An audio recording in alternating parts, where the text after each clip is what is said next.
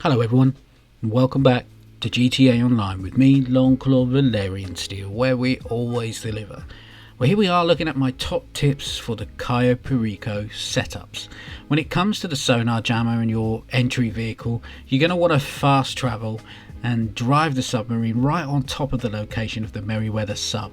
And you're going to use your Sparrow to take out the surface guards.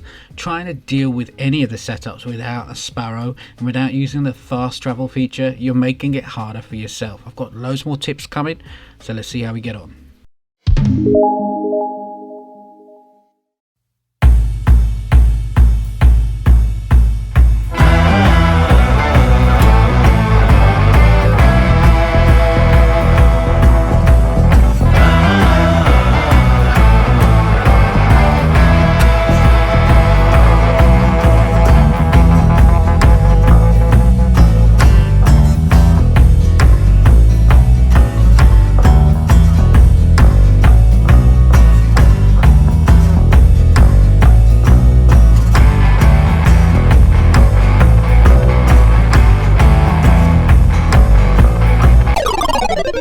Next up, get yourself a Scuba Suit. This is an outfit which you can buy from any shop, and then you save it and store it as an outfit which can be equipped using the interaction menu and the style button.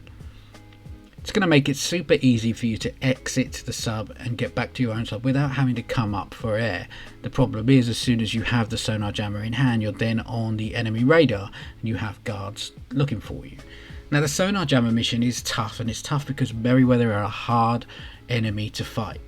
If you learn the layout of the submarine and where the guards are stood, it'll make it much easier for you to anticipate where you need to be in cover and shoot them. There are only 3 locations for the sonar jammer, either the stairwell, the main control brig, or the torpedo room.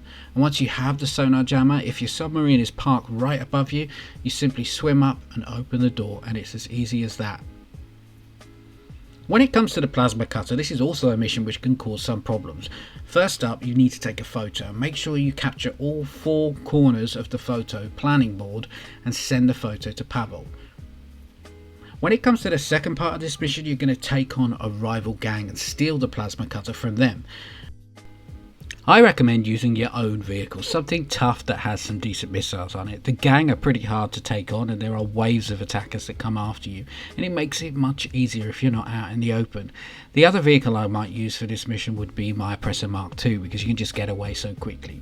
Remember that you don't need to do the plasma cutter mission if you have the safe to go into. You're going to need to do the safe codes mission instead and take out the head of security. When it comes to the fingerprint scanner, you're always going to be doing this mission, and it's a very easy one. You need to go to 2 locations. First, find the location of the archive, and second, just simply pick up the fingerprint scanner. Easy. When it comes to the construction site and the cutting torch, you're always going to be wanting to put on the hard hat. This gives you a little bit of cover and allows the guards to ignore you. And if you can do it stealthy, you're going to save yourself a lot of hassle. With the weapon missions, there are 2 different types. I'm always hoping for the office block missions, but either way, you are going into a building or into a group of aggressors. You're going to take the weapons and get them back to your submarine. With the office block missions, I always try to do it stealthy. Know your missions and understand which one is which. Essentially, your best bet is to plan your entry and exit. Make sure you understand how you're going to get yourself from this location back to your submarine. And if it's the office block, I'm always thinking about what vehicle I'm going to use, where it's going to be placed, in this case on the roof, and how am I going to defend myself against the attack choppers, because if you find yourself on the ground, you're in a whole heap of trouble. When it comes to the Merryweather test site, you're parachuting out of an Avenger and you're going to be on ground level with Merryweather guards in 4x4s. How are you going to get from there back to your submarine? Always think about which vehicle you're taking with you, because it is going to be your best bet to return back to the submarine and to safety. Now let's summarize. Which of these missions are really important to do? You're always going to have to do an entry vehicle mission, and that's either going to be the submarine, sonar jammer, or the longfin.